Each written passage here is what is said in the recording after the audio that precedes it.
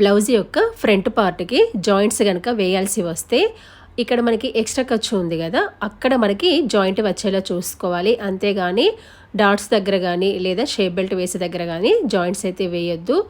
ఎందుకు ఇక్కడ వేసుకోవాలంటే మనకి జాయింట్ వేసిన తర్వాత అది మనకి ఖర్చులలో పోతుంది. చూడండి, ఇది వచ్చేసి ఇలా వేసుకొని లెవెల్ చేసుకొని కట్ చేసుకుంటే సరిపోతుంది.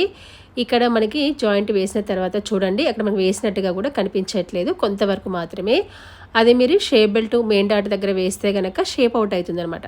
సో మనకి సైడ్కి ఇలా వచ్చేలా చూసుకొని మెయిన్ క్లాత్కి అటాచ్ చేసుకున్న తర్వాత మనం ఏ విధంగా మార్కింగ్ పెట్టామో సేమ్ అదే విధంగా స్టిచ్చింగ్ అనేది చేసుకోవాలి.